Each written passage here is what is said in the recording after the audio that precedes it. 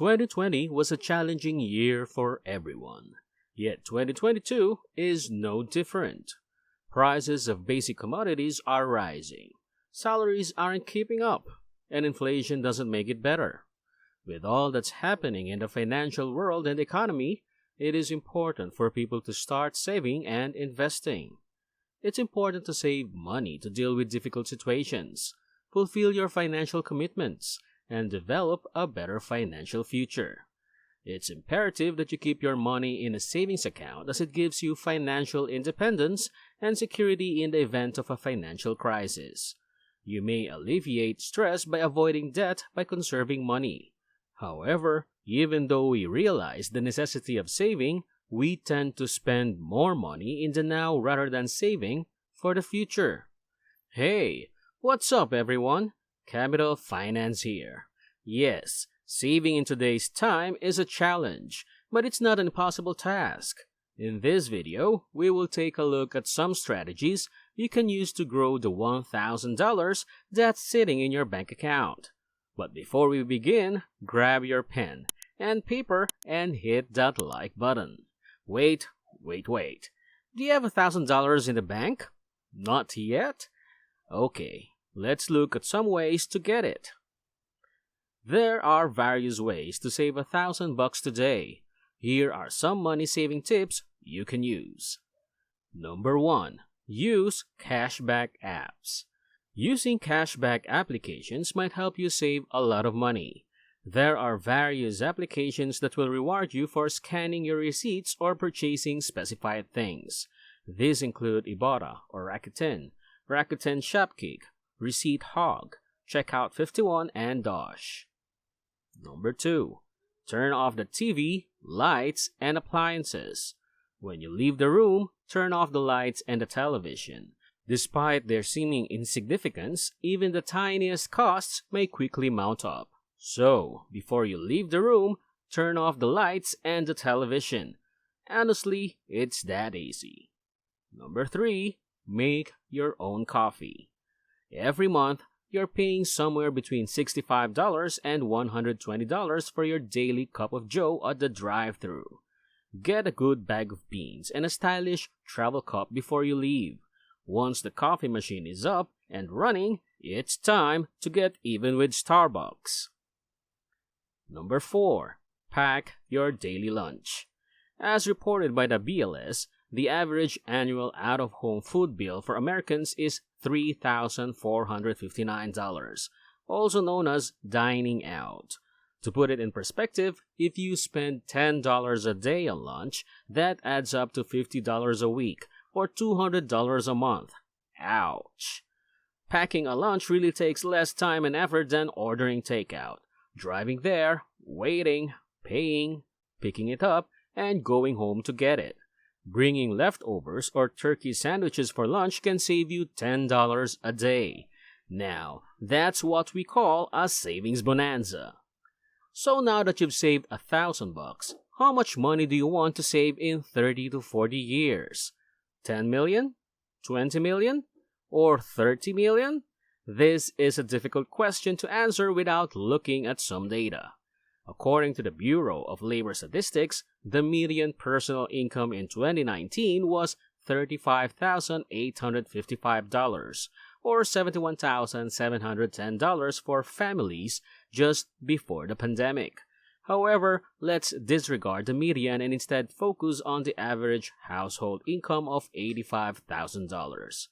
Of course, this figure does not apply to everyone since someone in their 20s has significantly fewer financial demands than someone in their 60s, who must spend a lot on health insurance due to the increased risk of illness that comes with advancing age. Taking care of your health and abstaining from junk food will save you money in the long run. How much money do you need to invest if you want to make $85,000 a year without doing anything? We'll look at a couple of possibilities, and then we'll figure out the costs. It's easy to adjust the calculation to reflect the specifics of your situation if that figure is off base for you. Don't be afraid of the figures we're about to discuss, because they'll all make sense by the video's conclusion. So, it's critical to keep an eye out. It's clear, not an easy task. Never spend the principal, but only spend the interest. And that's the secret to financial independence. Let's imagine you've inherited $10 million and you decide to put it into investments with a 5% yearly return. That's about $500,000 a year. Spend $500,000 or $41,666 a year for the rest of your life, and your wealth won't even diminish by a single penny. That's a far better option than blowing $10 million all at once. But the most crucial issue is how much money do you need to invest every year in order to get the typical household income of $85,000. When it comes to hazardous assets like crypto or stocks like Netflix or Meta, we're not going to use this example. We will be ultra conservative and pick something that's shown to grow at a respectable rate, like the S&P 500, which rises about 10% every year. This indicates that if you save $850,000, you can spend $85,000 for the rest of your life and keep your wealth the same. But how do you save $850,000 in the first place?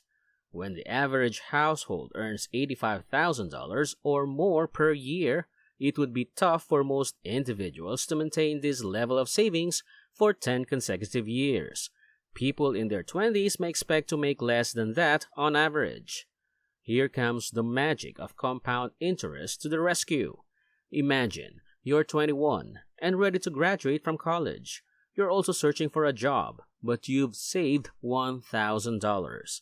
It doesn't matter if you weren't as wild, didn't drink as much, or didn't have access to fancy coffee shops like Starbucks while you were in school. Being single has certain perks, but is it worth it? To make a long story short, let's say you put that money in the S&P 500 index and then forget about it. You're not going to take it out in September when the new iPhones come out or when you're broke and can go out with your buddies. You'll be able to go about your daily routine as you've never had the money, and you'll commit to investing $1,000 a year in the S&P 500 until you retire. At the age of 66, you will have $863,685.80 or an annual salary of $86,368. You've developed a fortune worth nearly $1 million and generated $86,368 by saving just $1,000 a year. In light of this, Albert Einstein once stated, "The eighth wonder of the universe is compound interest. You'll have to pay for it if you don't comprehend it." Although 45 years may seem like a long time, we only requested a small sum of money in exchange for our patience. To most individuals who are viewing this video, saving $1,000 isn't a significant issue. Taking a more extreme scenario, you might save $3,000 or $5,000 every year and get the benefits of compound interest without waiting for 45 years. However, not everything is as happy as it seems.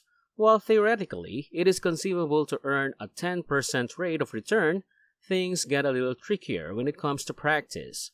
If you don't want your investment's actual worth to decline by 2 or 3% annually due to inflation, you should not take out more than 7% of your investment each year. It's much worse when you consider that you'll only have 5% of your money to invest in something that grows by at least 2%. Since inflation will eventually wipe out your savings, you'll need to put away twice as much money, or $1.7 million or $2,000 every year, instead of the usual $1,000. This is still within most people's means. It is possible to locate several examples of people who saved the bulk of their income for 5 to 15 years and became financially independent while living frugally.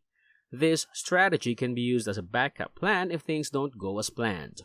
You don't have to go that far because life without work is boring. So now, I'd like to know, how much is your long-term savings goal? And how much have you saved as of today? Let's inspire each other in the comment section below. As always, thanks for watching. I really hope everyone achieves their financial goals and be financially independent soon. Don't forget to subscribe to this channel and see you in the next video.